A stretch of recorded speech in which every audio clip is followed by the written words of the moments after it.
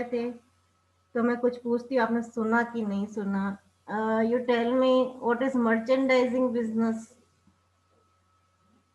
कोई बता सकता है आप में से? मर्चेंडाइजिंग बिजनेसमैन किस टाइप के होते हैं, क्या करते हैं?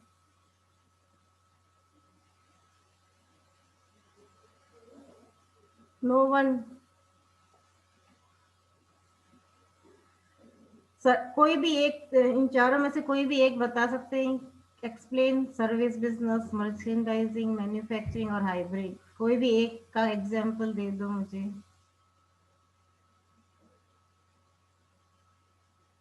मैम सर्विस बिजनेस, मैम जिसमें हम किसी को सर्विस देते हैं मैम, लाइक इन होटल्स मैम, इन पार्लर्स, इन सैलून्स। Yes, very good. कौन बोल रहा है ये? Ma'am Gunjan. Gunjan, very good. Anyone else about manufacturing and merchandising? Ma'am manufacturing business, ma'am जिसमें हम मैन्युफैक्चर करके कंज्यूमर्स को, मैम कस्टमर्स को अपना प्रोडक्ट्स बेचते हैं मैम, लाइक इन फैक्ट्रीज, और ma'am factory sell to retailers and ma'am from retailers we buy the products. Very good. Manufacturing कौन होते हैं? जो कि खुद प्रोडक्ट जो सेल कर रहे हैं वो खुद बनाते हैं, वो होते हैं मैन्युफैक्चर। और मर्चेंडाइजर्स वो होते हैं जो प्रोडक्ट सेल तो करते हैं लेकिन खुद बनाते नहीं है, उनका प्रोडक्शन वहाँ नहीं होता है, वो प्रोडक्ट खुद कहीं और से खरीदते हैं और हमें बेचते हैं। और हाइब्रिड इन तीनों का कॉम्बिनेशन है। तो हाइब्रिड का मैंने एक परफेक्ट एग्जांपल बताया था, वो क्या था?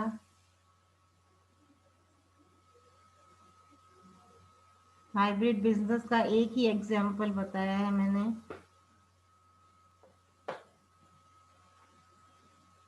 हाइब्रिड बिजनेस होता क्या है? Combination of all three: service business, merchandising business and manufacturing business.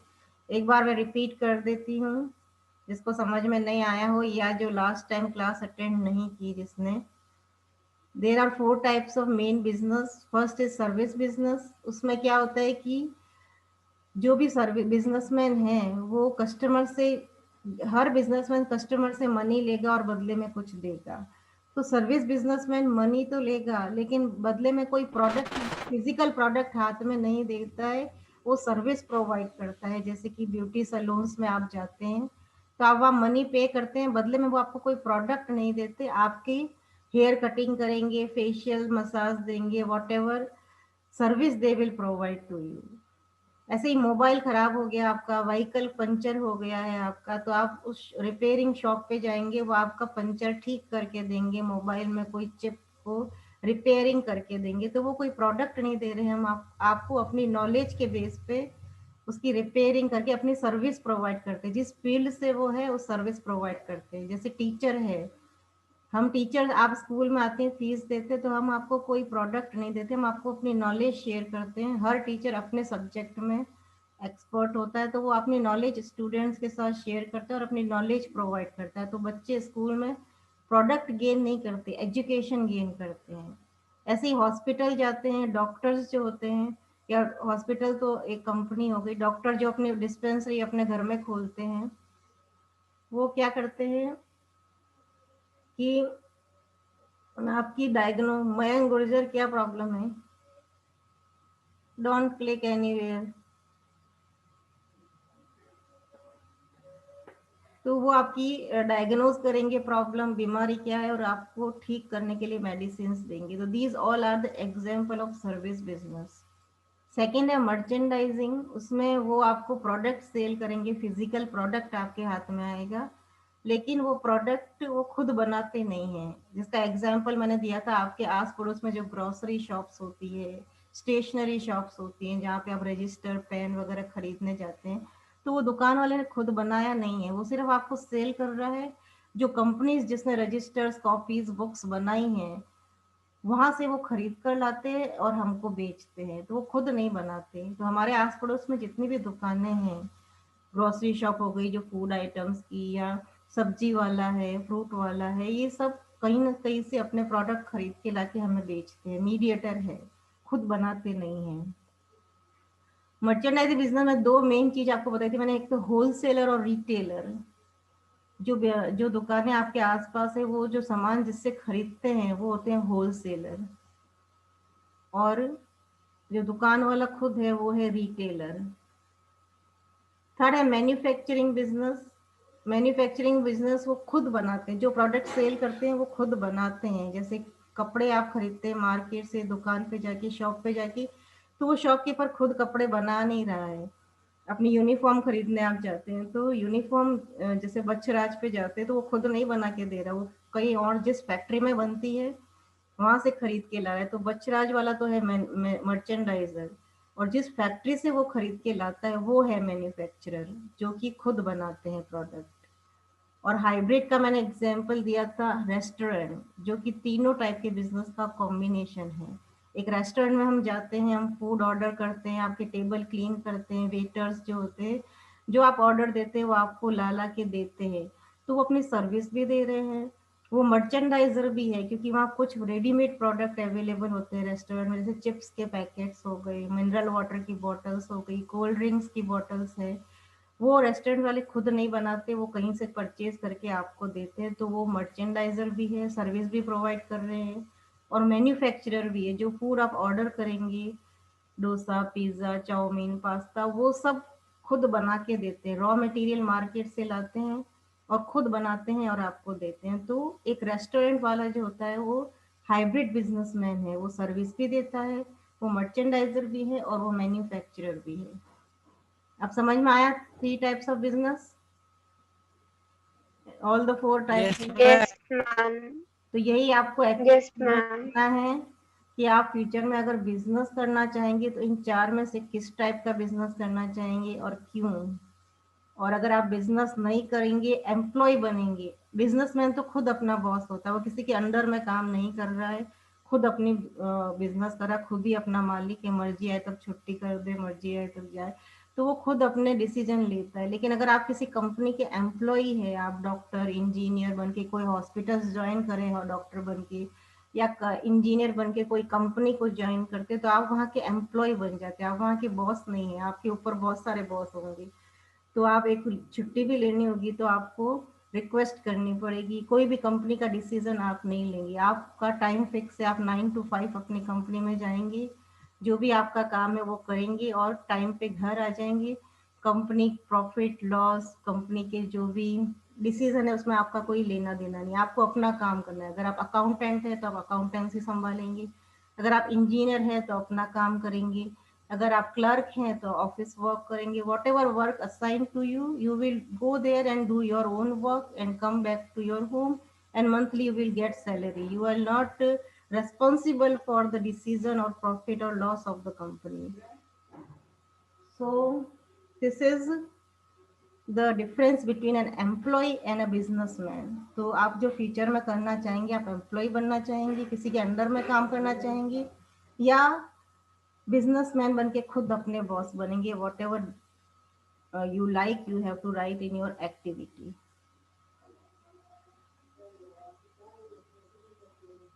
तो ये चारों तरफ के बिजनेस समझने के बाद जो बुक में आपके क्वेश्चन दे रखे हैं, क्या आप उसके आंसर दे सकते हैं? आपके बुक है सबके पास? Do you have book? Yes ma'am. Yes ma'am. Yes, ma'am. At the page number 18118, open the book.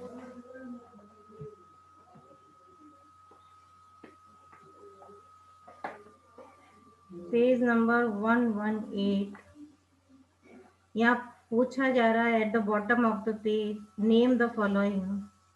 उसमें ए है, they buy and sell product without affecting any change. ये कौन होगा? कौन है जो retailers. They buy and sell product, खुद खरीदते हैं और बेचते हैं without affecting any change.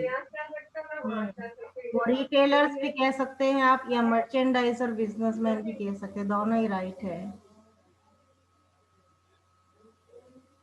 Second, buy in bulk and at a cheaper rate, जो बल्क में खरीदते हैं और फिर होलसेलर। Very good.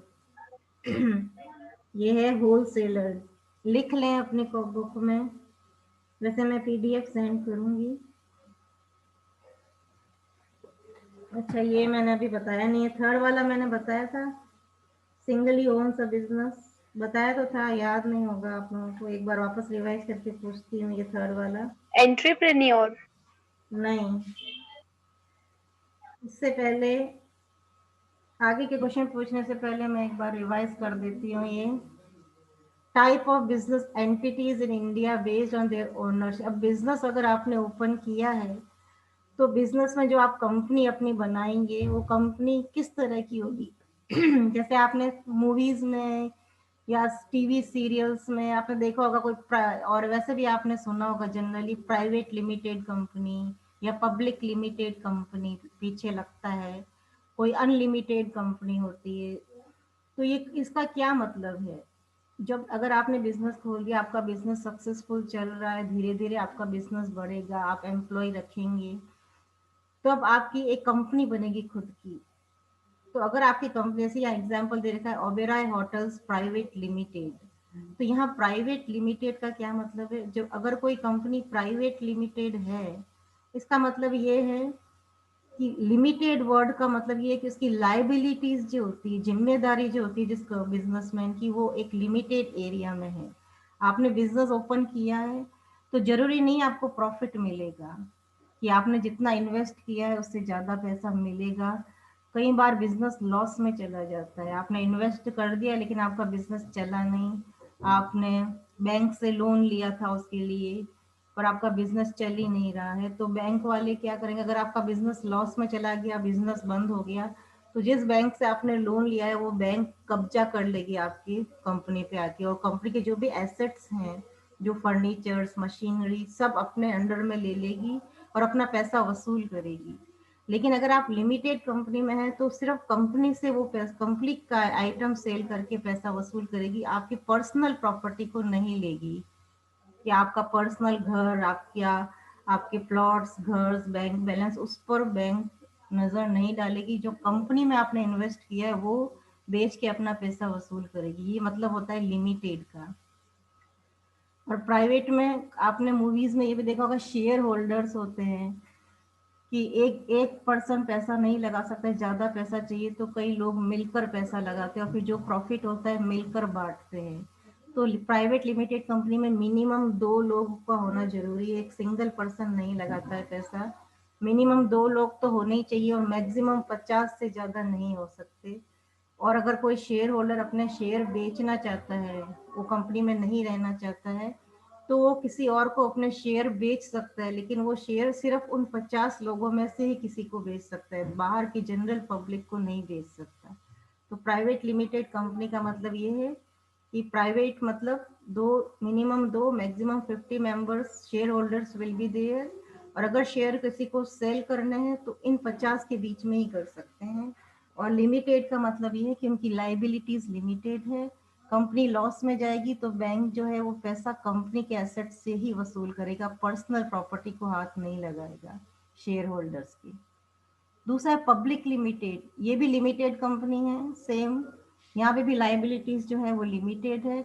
लॉस में जाने पर बैंक जो है वो पर्सनल प्रॉपर्टी नहीं छुएगा शेयर होल्डर्स की, उनके कंपनी के एसेट्स को सेल करके पैसा वसूल करेगा। और पब्लिक का मतलब ये है कि यहाँ पे मिनिमम 7 मेंबर होने जरूरी है शेयर होल्डर्स, और मैक्सिमम कितने भी हो सकते हैं। और कोई शेयर अपने सेल करना चाहता है तो वो जनरल पब्लिक में भी सेल कर सकता है, जरूरी नहीं कि उन्हीं लोगों में शेयर होल्डर्स के बीच में ही हो। तो इनके एग्जाम्पल दे रखा है प्राइवेट लिमिटेड का ओबेरॉय होटल्स, पब्लिक लिमिटेड में TCS कंपनी बहुत फेमस है, टाटा मोटर्स, ये सारी पब्लिक लिमिटेड कंपनी है। where minimum 7 members are there as a shareholder and maximum any number will be there, and they can sell their share to any general public also. Unlimited word company में unlimited से ही समझ जाना चाहिए कि यहाँ liabilities unlimited है। यहाँ पर कंपनी लॉस में चली गई तो बैंक कंपनी के एसेट बेच के तो पैसा वसूल करेगा ही, साथ में जो पर्सन बिजनेसमैन है, जो शेयर होल्डर्स है, उनकी पर्सनल प्रॉपर्टी, उसका घर, जितने भी घर है, प्लॉट्स है, बैंक बैलेंस है, सब बेच के उसका पैसा वसूल करेगा। बैंक को ये हक है कि कंपनी का पैसा तो लेगा ही, उसकी पर्सनल प्रॉपर्टी भी ले लेगा। तो अनलिमिटेड कंपनी में लायबिलिटीज जो है वो अनलिमिटेड हो जाती है। सोल प्रोप्राइटरशिप जो होता है उसमें एक पर्सन अकेला ही है जिसने अपना बिजनेस खोला है, उसके साथ कोई दूसरा शेयर नहीं कर रहा है, अकेले पर्सन ने बिजनेस ओपन किया है। वो खुद अपने प्रॉफिट के लिए, प्रॉफिट जितना भी होगा खुद अकेला एंजॉय करेगा। लॉस में जा रहा है तो खुद लॉस बियर करेगा। जैसे कि जो ग्रोसरी शॉप मैंने एग्जांपल दिया था मर्चेंडाइजर में, उसने अपने किराने की दुकान खोली, अपने गली मोहल्ले में जो भी आइटम है वो सेल करता है, जो आसपास के लोग खरीदते हैं। अगर दुकान चल रही है तो सारा प्रॉफिट उसका है, नहीं चल रही है तो लॉस उसका है, अपनी दुकान बंद करके दूसरा बिजनेस करेगा। तो वो एक अकेला होता है। सोल का मतलब ये हुआ कि अकेला पर्सन है, उसके साथ कोई शेयर होल्डर नहीं है, कोई पार्टनर भी नहीं है उसका। फिफ्थ है हिंदू अनडिवाइडेड फैमिली। इसमें क्या होता है कि फैमिली ट्री होता है। जैसे बड़ी बड़ी जो बिजनेस, जैसे कि अंबानी का बिजनेस है जो धीरू भाई अंबानी ने स्टार्ट किया था। धीरू भाई अंबानी ने अपना बिजनेस किया था और उसके उसके बाद उसके बेटे मुकेश अंबानी और अनिल अंबानी उस बिजनेस को संभाल रहे हैं। तो अगर घर के जो बड़ा है उसने बिजनेस स्टार्ट किया तो उस बिजनेस पे हक है उसके बेटों का, उसके पोते पोती का, सबका अपने आप हक हो जाता है एक फैमिली बिजनेस में। तो ये हिंदू फैमिली के लिए लॉ है, हिंदू अनडिवाइडेड फैमिली है, दूसरे कल्चर के लिए लॉ नहीं है। Only for Hindu family. अगर आपके दादा ने बिजनेस स्टार्ट किया है तो आपके पापा, आपके चाचा, बुआ, सबका अधिकार है। और उसके बाद आपका, उनके कजिन, आप, आपके कजिन, सबका उस बिजनेस पे इक्वली अधिकार है। लेकिन डिसीजन जो है वो आपके दादा ही लेंगे। जो मेन बिजनेसमैन है, कर्ता, जिसने बिजनेस स्टार्ट किया उसको बोलते हैं कर्ता, वो सारे डिसीजन लेता है, लेकिन उस बिजनेस पे सबका इक्वली हक है। तो ये हिंदू फैमिली के लिए, अगर आपका फैमिली बिजनेस है तो फैमिली के सारे मेंबर्स उसमें पार्टिसिपेंट हैं। सिक्स्थ है पार्टनरशिप। यहाँ पे अकेला पर्सन, आपने छोटा सा भी बिजनेस स्टार्ट किया है कि आपने एक रेस्टोरेंट ओपन कर दिया, डोसा बेच रहे हैं, तो आपके साथ आपने अपने दोस्त को पार्टनर बनाया है। तो दो तीन लोग मिलकर भी एक बिजनेस स्टार्ट कर सकते हैं और उसका जो भी प्रॉफिट होगा तीनों मिलके बांटेंगे, जो लॉस होगा तीनों मिलकर बियर करेंगे। तो दो तीन चार पांच जितने भी लोग मिलकर बिजनेस स्टार्ट करते हैं छोटे लेवल पे, वो होता है पार्टनरशिप बिजनेस। और सेवेंथ है कोऑपरेटिव सोसाइटी। कोऑपरेटिव सोसाइटी वो होती है जो लोगों के भले के लिए स्टार्ट होती है, लोगों को हेल्प करने के लिए। और उसमें जो काम करते हैं वो भी जो है वो लोगों के हेल्प करने के लिए वॉलेंटरी अपने अपना काम करते हैं। वो उस पर कोई फोर्स नहीं है। जैसे कि लिज्जत पापड़ कंपनी है, वो ओपन की गई थी गरीब महिलाओं को रोजगार देने के लिए, तो किसी के भले के लिए स्टार्ट की, उसका प्रॉफिट गरीब लोगों में बराबर बांटा जाता है। अमूल कंपनी है। हाउसिंग सोसाइटी जो अपना हाउसिंग बोर्ड है, ये भी एक कोऑपरेटिव सोसाइटी है which started to help other person. और उसमें जो लोग काम करते हैं वो भी अपनी मर्जी से लोगों को हेल्प करने के लिए करते हैं। So these are 7 type of entities of business. आप बिजनेस कंपनी ओपन कर रहे हैं तो आपकी क्या एंटिटीज है। एक मिनट।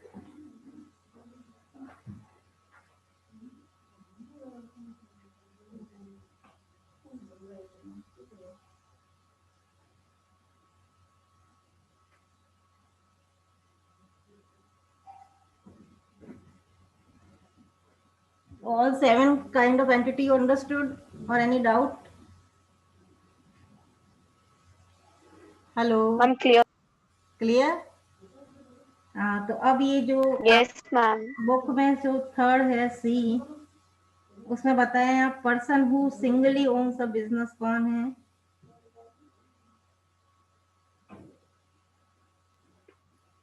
Sole proprietorship. हाँ, वेरी गुड। और फिलिप्स में the transfer of shares in restricted in which company, जहाँ शेयर सेल करना रेस्ट्रिक्टेड होता है।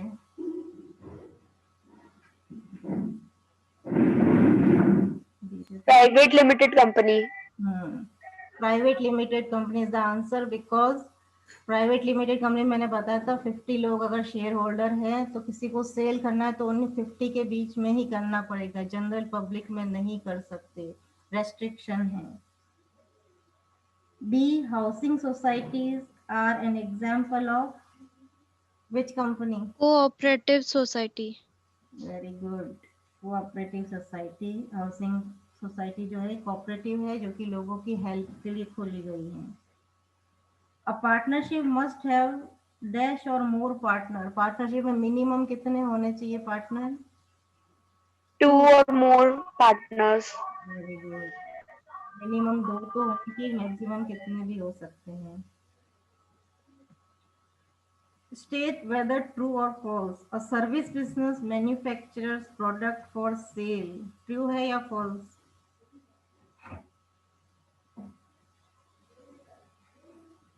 सर्विस बिजनेस में False. फॉल्स है। क्यों? क्योंकि सर्विस बिजनेस में कोई प्रोडक्ट नहीं दिया जाता, सर्विस दी जाती है। तो मैन्युफैक्चरर प्रोडक्ट मैन्युफैक्चरिंग कंपनी में होती है, ना कि सर्विस बिजनेस में। तो ये इसका आंसर है false. A hotel is a merchandising business. False. It's service business. Hotel ना तो मर्चेंडाइजिंग ना सर्विस, वो हाइब्रिड बिजनेस है होटल। उसमें सब तरह के होते हैं होटल में, सर्विस भी दी जाती है, मैन्युफैक्चरिंग भी होती है और मर्चेंडाइजिंग भी होती है। तो ये आंसर है false. The government lays down laws from time to time regarding HUF business. जो हिंदू अनडिवाइडेड फैमिली जो है उसके बारे में है कि ये हिंदू फैमिली का बिजनेस है और गवर्नमेंट जो है इसमें बिजनेस में कोई भी चेंज मतलब रूल्स में कर सकती है। ट्रू है, इसका ट्रू लिख देना ये, क्योंकि हिंदू लॉ है और गवर्नमेंट ही इसको लॉ को बनाई है, तो गवर्नमेंट इसमें चेंज कर सकती है।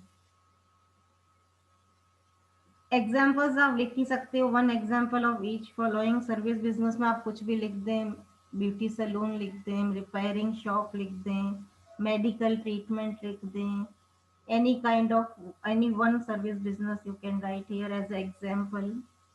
मर्चेंडाइजर में आप ग्रोसरी स्टोर लिख सकते हैं या केमिस्ट की दुकान लिख सकते हैं, जहाँ पे आप मेडिकल जो दवाइयाँ खरीदने जाते हैं वो भी एक मर्चेंडाइजर है।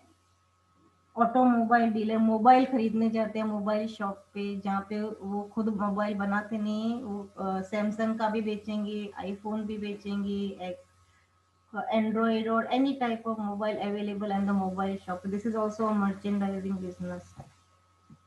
पब्लिक लिमिटेड कंपनी में यहाँ पे एग्जाम्पल दे रखे हैं, वहीं से देख के आप लिखिए, TCS लिख दें या टाटा मोटर्स लिख दें, पब्लिक लिमिटेड कंपनी का एग्जाम्पल।